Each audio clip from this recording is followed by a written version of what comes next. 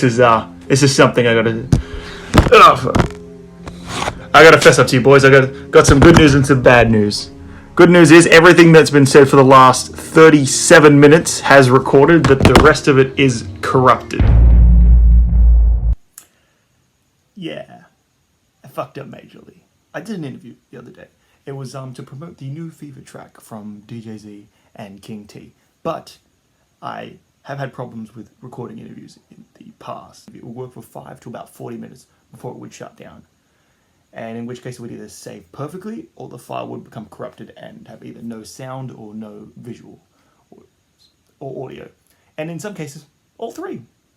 So, in doing so, I made sure that I recorded everything with like the thing. But then halfway through the interview, I decided to change the recording to do it again. And by the time the interview was done, I realized that the first half is gone. So I've only been able to get the second half of the interview. I am oh so sorry, but we were able to re-record an intro because I was afraid this would happen because why would anything go well? Anyway, here's the interview. It's halfway through, but it's still the last 40 minutes. I did get to ask a lot of the questions I did want to. We did miss out on a lot of stuff that they did answer early on, but I do think that it's glad that I got to hear it. And I think that genuinely these are some great artists. You got to listen to them. They're doing the right thing. And honestly, if you even have any questions, don't hesitate to ask them personally on their social medias. I'm linking everything down below. I'm sorry about this mishap. I tried editing it, and now I'm going to have to edit in other things. Welcome to the greatest, definitely not promotional, interview at all. We have the legendary DJ Z on one end of the call. Hey everybody, what's up? And on my corner to the right, we have Tristan, aka King T. What's up, everybody? It's all good. Yeah, definitely. Just everyone being able to be home and listen to music and really, take the time to, digest everything. I feel like, especially during COVID, everyone's been on TikTok and it obviously blew up. Everyone's been exposed to different types of music, different kinds of music. We were lucky to release IC just at the beginning of COVID, just before COVID really kind of took off, so to say. And we had plans for, even for our song Vibe, we had originally planned for a music video for that song. And that was when COVID really affected businesses and personal things. Peak. Yeah, and it really May was March, April, May was the biggest where COVID was everybody stay home, everybody shut the fuck up. So we really wanted to do stuff, but as negative as it has been, it has also given us a chance to really reflect on our personal lives. I feel like COVID really gave everyone the chance to really take a step back and look at what they're doing with their lives, who's around them, what energy you're letting come in and out of your life. And, being in that vulnerable state and growing the friendship that we have definitely solidifies not just our friendship, but the position that we see ourselves in the music industry. Because, it's a hard place to get into. It's very in what's trending, what's hot. Everyone jumps on this trend, jumps on that trend. People do this type of music because it's hot, and then they disappear.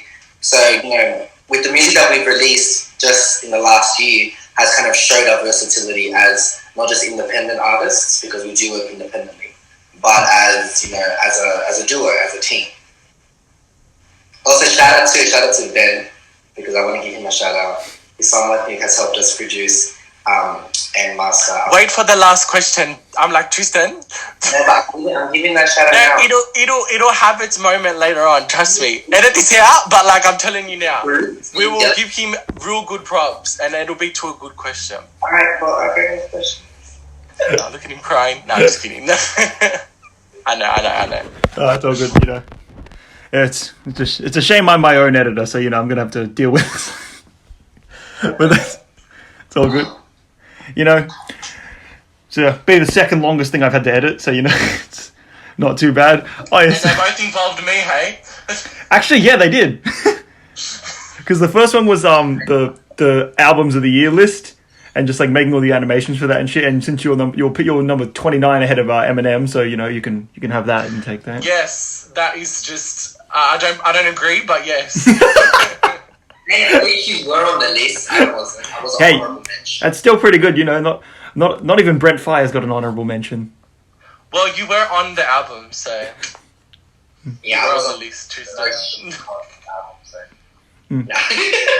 We're just talking about the Tame Impala collab you guys got coming up, you know. Yeah. Oh, you didn't tell him? Yeah, he didn't know. He doesn't know about any of my collabs, remember? What collab? No, we're just joking, we're just joking. Would you ever consider making a conscious or a concept album, like, you know, in the upcoming future? You know, like concepts and like Eminem has different personalities, or like conscious, how like Kendrick talks about the state of the affairs, or J. Cole, where he has like that nice middle ground between concept and conscious album. Well, I'll start off. Like, I feel like you can look at it in many different ways, you know, when it comes to conscious or concept albums, because they come in many different forms. But I feel like we've both released conscious songs no matter what, you know, and like maybe not entire albums or projects in particular, but we've always had like underlining messages of, you know, being proud of your identity, you know, the environment we've been put in, you know, representing your culture, you know, self-worth, being independent, you know, whatever we call it. That's always the underlying message in any song we put out, no matter how, like, you know, little it can be for some songs, like Smack That as an example. But like if we look at Icy, you know, I would say on the surface that song, yes, we are flaunting our success and like saying all these things, like we're dripping our wrists, yada yada yada. But that song wasn't inspired by that. It was first and foremost about people who doubted both of us and like our talents, and we're saying, you know what, we're proud of who we are, you know, we love, you know, who we are as artists and individuals, and we're going to own it, you know, we're going to own our identity, we're going to own who we are, and if you want to vibe with us, you can come vibe with us. If not, then get out of here, you know, we're not stopping you from doing anything. And if you look at our previous albums, like Wait and See, although like it's not entirely conceptual, you know, the inspiration behind the whole album was, you know, my journey to success. And then we've got Tristan with Diablo and Saint, if he wants to go into that, being so passionate about his lovely albums. No, so definitely, I mean, continuing from that, for me, Saint and Diablo, I wrote Saint basing off a breakup. The whole project for me just kind of bouncing off of that.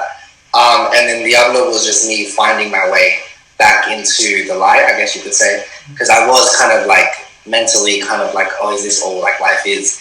And of course, Zane's been with me throughout the journey of about halfway he came along, we became friends when I was creating Diablo. And he's been, you know, the help through all of that. In regards to the conscious songs and the conscious projects and albums, my favorite word that Judas used, I see the braggadocious. I love it. He says that, the braggadocious.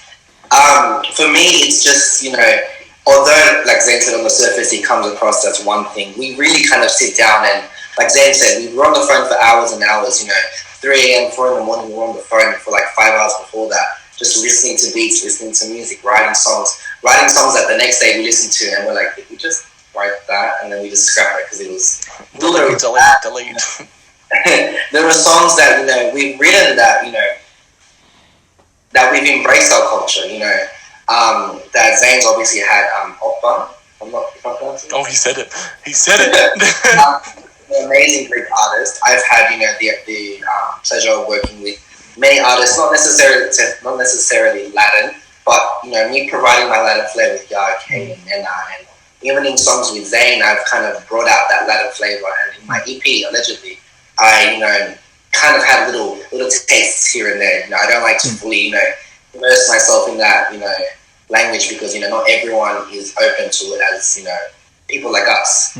Yeah. But the idea of a conscious concept album, a visual album, an album that has an overall message is something that, you know, we definitely feel like we work towards. You know, in that position we are right now, we kind of want to, you know, kind of put our foot in the door, in a sense.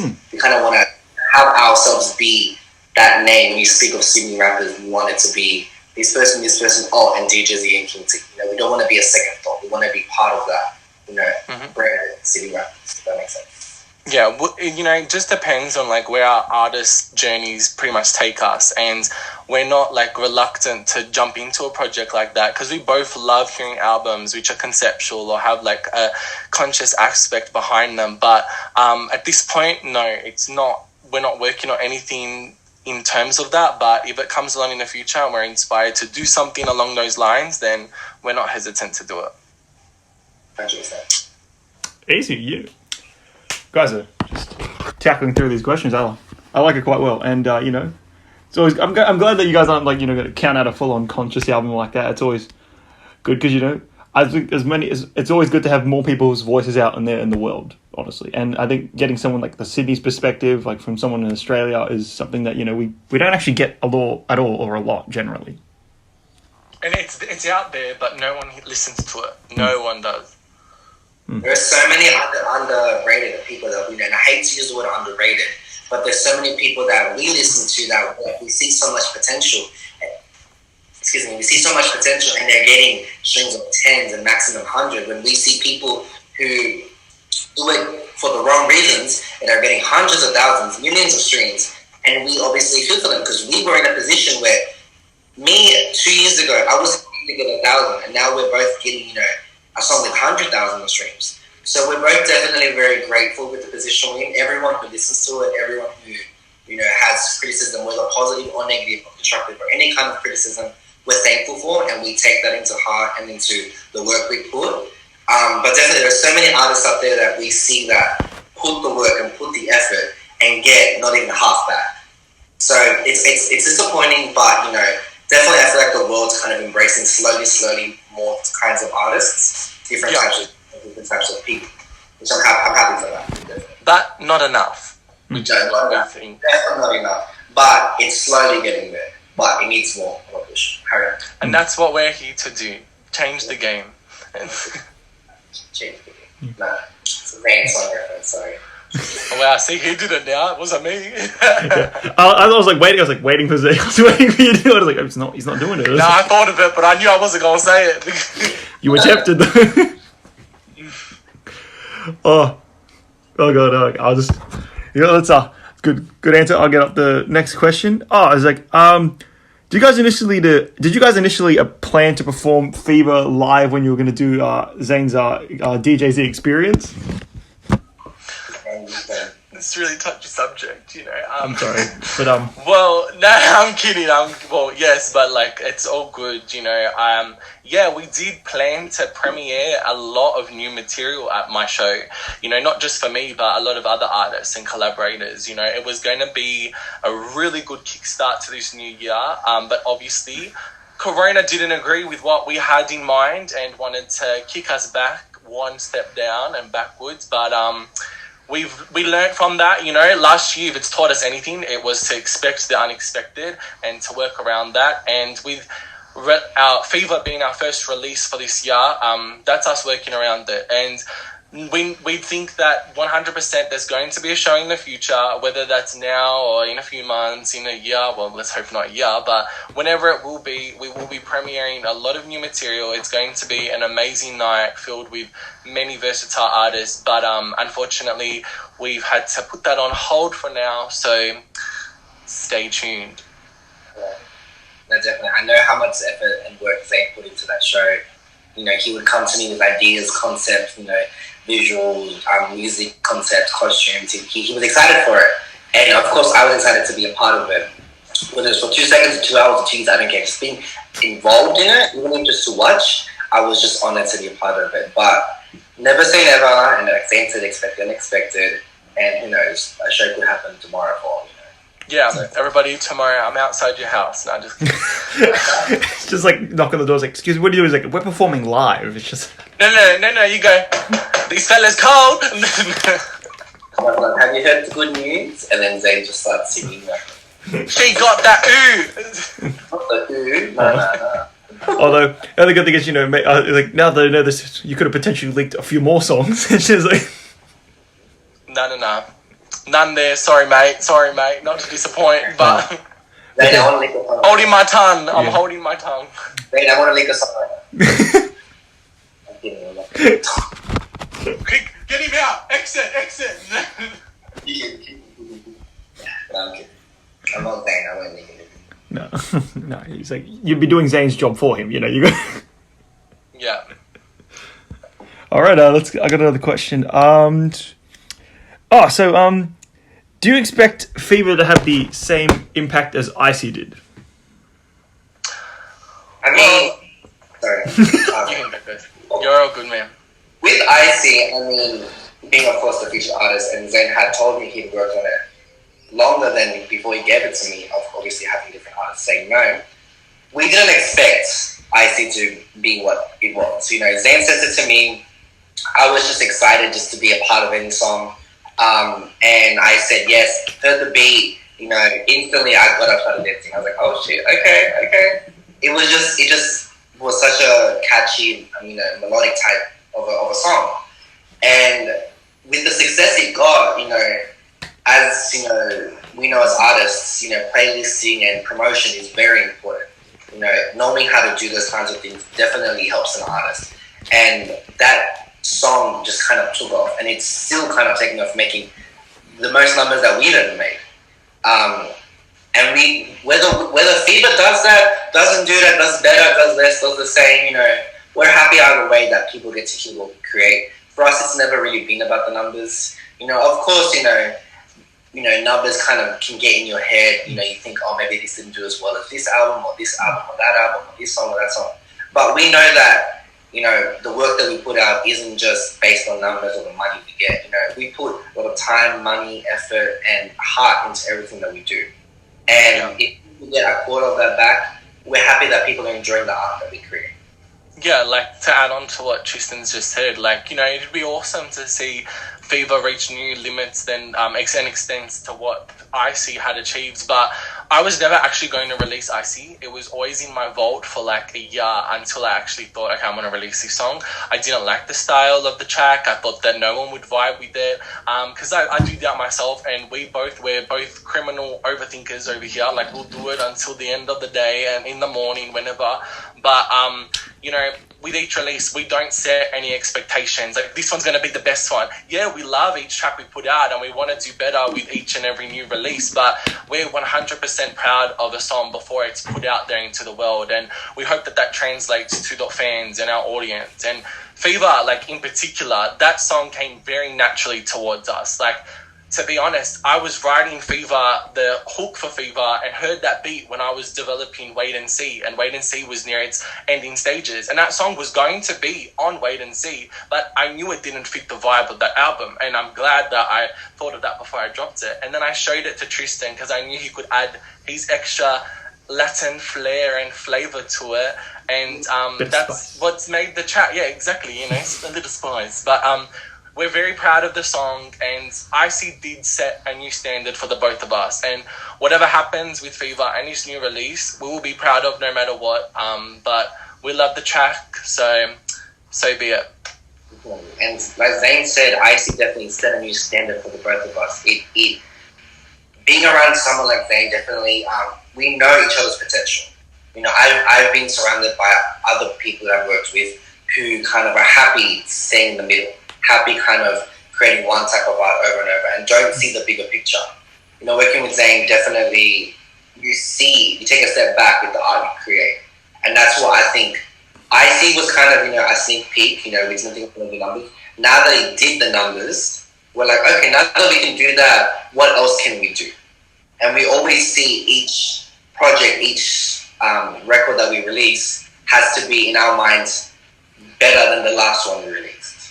Not so much in the numbers, but in the quality. No, the quality. Yeah, quality always before quantity when it comes to our work. You know, streams don't mean the world to us. We didn't start out doing rapping as a form of income and for the money, and it still isn't a form of income for us. We don't make a lot from what we do. It's because of our passion for it, and we love doing what we do. And you're hearing a song because we love that track, and we want you guys to vibe with us and enjoy it like we did. So we hope that translates. All right, that's a good answer to a question. Now, this is a question that I think Tristan was alluding to earlier with you as well. Yes, and I will. So, okay, so what is the most important thing you want when working with a producer? Already just at 1, 2, 3. Shout out to Ben Griffith's audio. Well, basically for the both of us, we've worked with different types of production, different types of producers, and we can both agree that we want someone who challenges us, someone who is very deadly honest, someone who understands the both of our styles and knows where to take us into new directions, and like someone who can take criticism and give that criticism back to us, because that's how you thrive as artists. It's by taking that constructive criticism, not the negative shit, just the constructive criticism, and embodying that and learning from that. And with Fever in particular, we have to give our props to Ben Griffiths, who's just only 17 years of age, which is astounding. We got to work with him on this track, and he was just an incredible person to work with. He's very very, very mature for his age, and he pushed us into new limits. He knows our styles very, very well, and he wants us to succeed, and we want that for him. So working with someone at such a young age, it's very inspiring for the both of us, because we're also quite young, in this industry. It's taken by those big artists who have much more years of experience than we do. So working with someone young and hopefully putting together a hit single that's going to push him out of his comfort zone and into his right career path, that's so inspiring to us, and we're very grateful to have worked with Ben. Yeah, definitely. Ben just kind of, like we call the three amigos, the three of us, one without the other, kind of, like a triangle. Without the other, we just kind of collapse, because we lean on each other, we look after each other. I only met Ben when we went to the studio, and instantly I was like, my first impression, he was young. I was like, okay, let's see what happened. And he grew with us.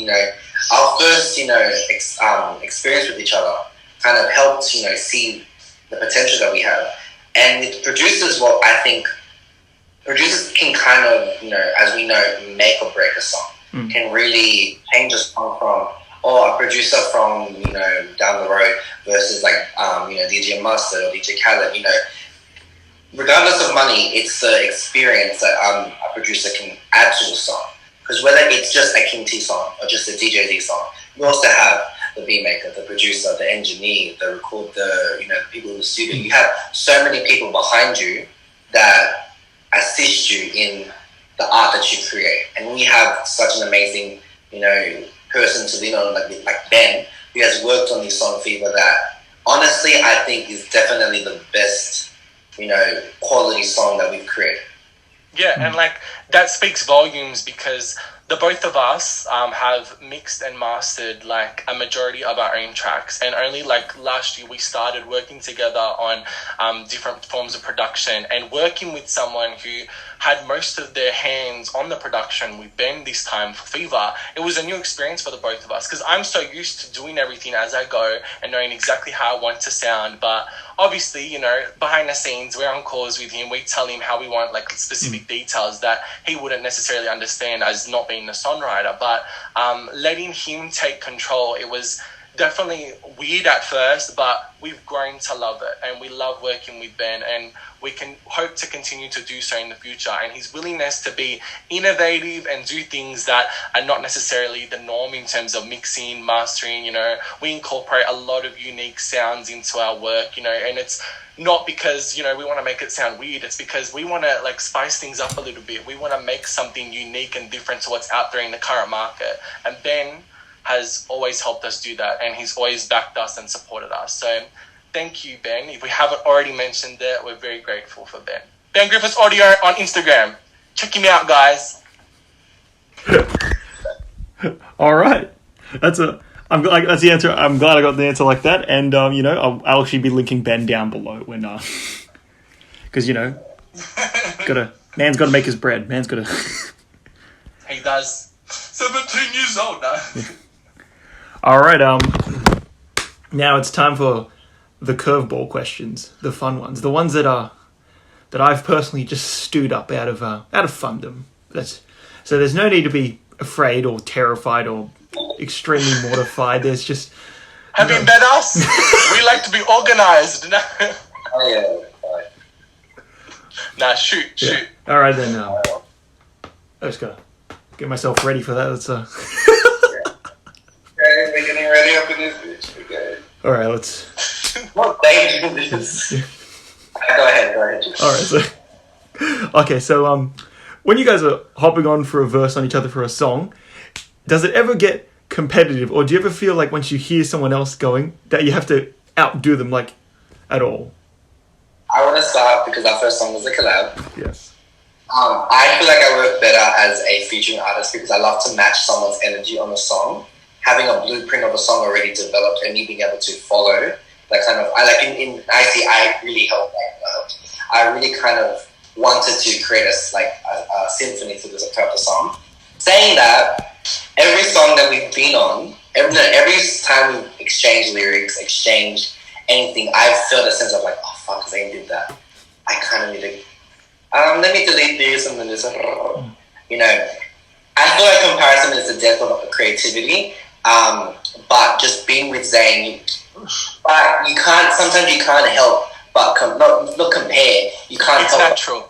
Yeah, you can't help being like, oh, I want to do that, but I'm doing this. Let me try to get a bit of that into mine. You know what I mean? And every song that we've been on, I want us to up each other in the best way possible because that's us pushing ourselves. You know what I mean? It's more to reach your peak potential rather than just silly competition like that. Yeah. And definitely, there are definitely verses where I'm being honest. I know Zane's gone harder on some songs, and I know I've gone harder on some songs. I'm not going to name which ones, but it's not so much a challenge or a competition because I know at the end of the day, Zane puts his all the same the way I put my all, and we're being very kumbaya about this answer. We're not going to fight. Yeah. No, if I'm being straight up and honest with you, there's definitely times we're writing together and we're we play things back together. We're like, oh, you could have gone a bit harder on that, but we're honest with one another. We're not going to let someone have a shitty verse just so you can be the peak point of view on the track. We want the both of us to sound amazing together because when you're collaborating with someone, it's not just about making one person the highlight and then there's all these features with you. No.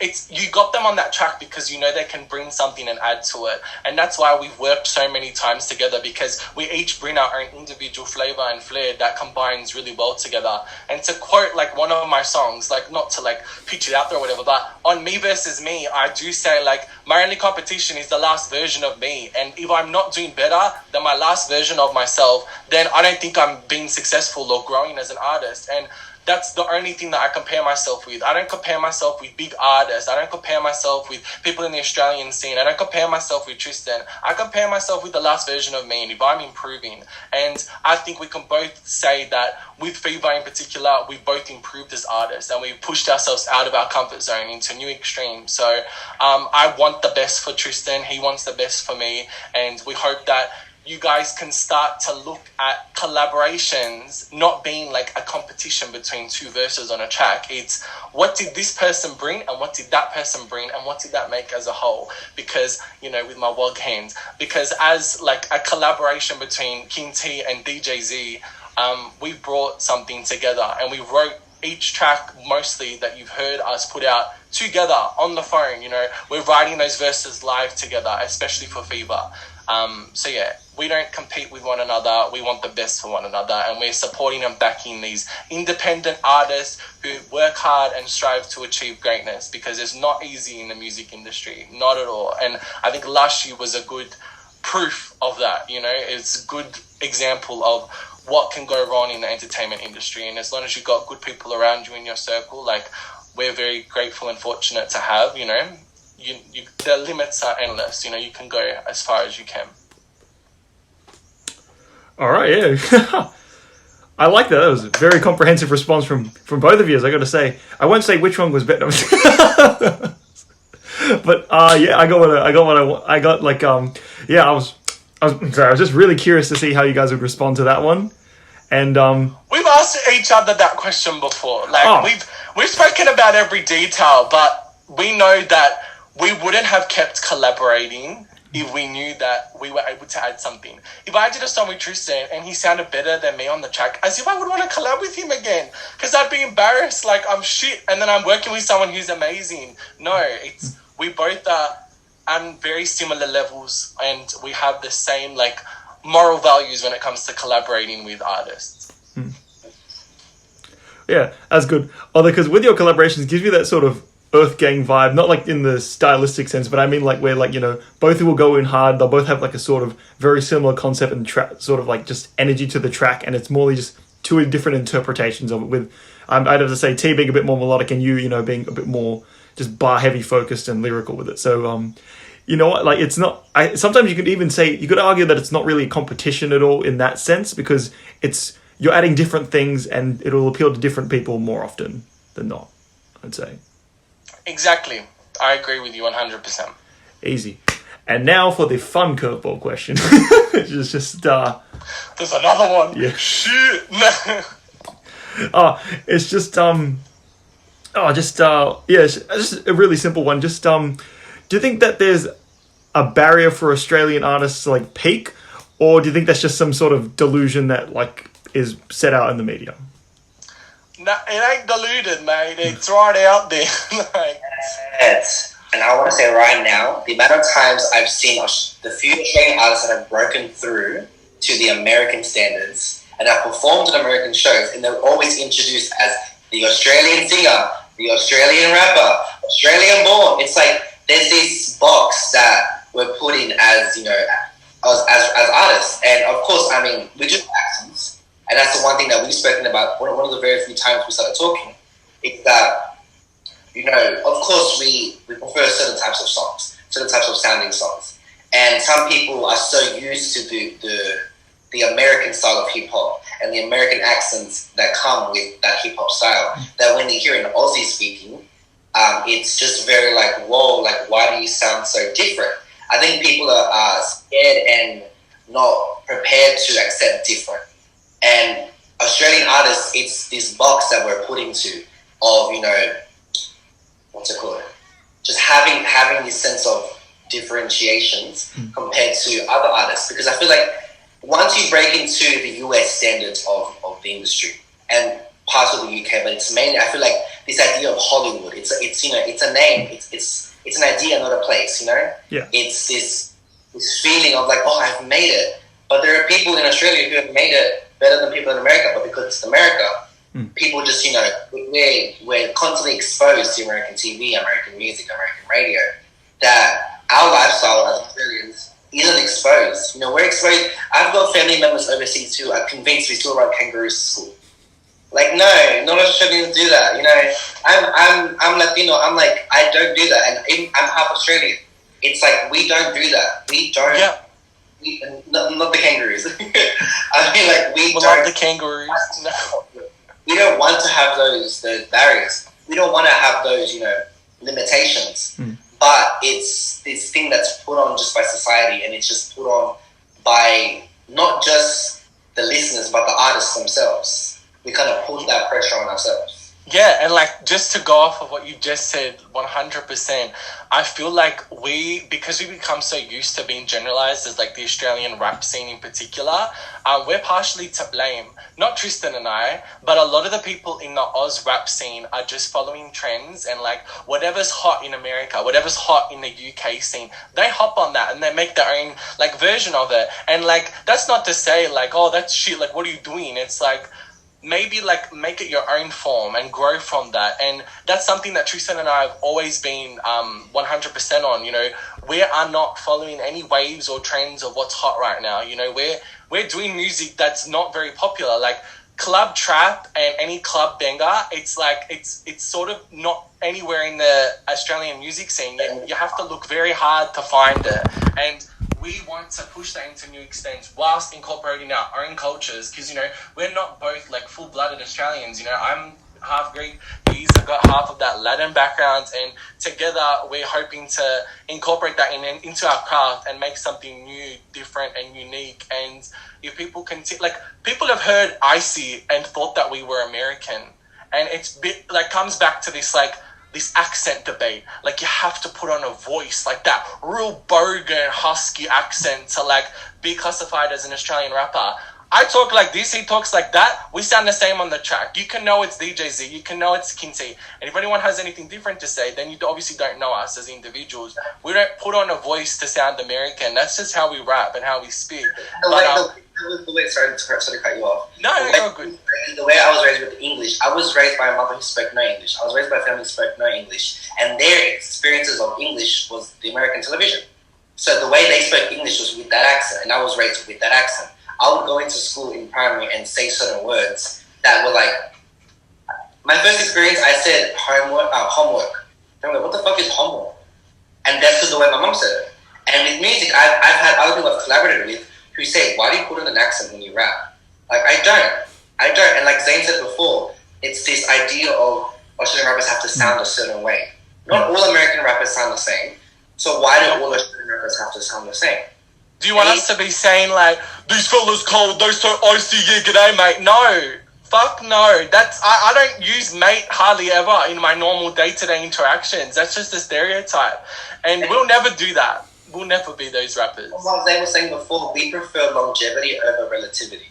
We prefer this idea of maintaining a sense of stability in the career. Of course, inclining over time. But we don't want to hop on trends of, an example is this drill trend that we've spoken for hours about. That, I mean, there are moments where we're like, no, let's just try it. Let's just see, because it's what's happening.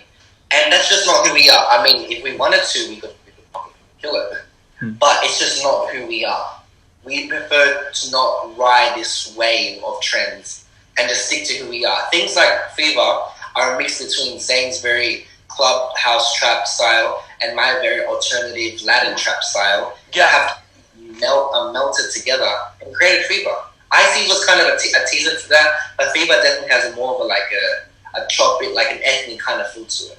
That we both in love with that song. Coming out February 26th on the streaming service. Pre-order, pre-save right now. Link is in bio. No, I'm just kidding. Everyone right now. Stream it.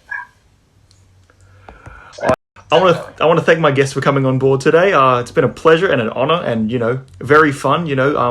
So it's, the PayPal will come in right now. but nice one, Judah. Thank you. But thank you very much, Judah, not just for today, but for always being an amazing supporter, reacting to our stuff, reviewing our stuff, commenting on our things, and just being an amazing support system. It doesn't go unnoticed. We do talk about you in the best way possible. Yeah. So thank you very much for everything. And thank you for being genuine and giving us actual constructive criticism as opposed to just, talking badly on our names. Now, we really appreciate you and hope to continue to see your incredible reactions and reviews. Of course. I'm just, it's an honor just, to do anything like this. It's always a fun thing for me. Everyone, please pre-save Fever now while you're here. Stream it on the 26th of February a lot. Share it with your friends. Share it with your family. Play it at clubs. Play it at parties. Do everything to get it out there. Or else I will find you because I know who all my subscribers are. Yep. Links to everyone's Spotify and Instagrams will be in the bio. Check it out. And shout out to Ben.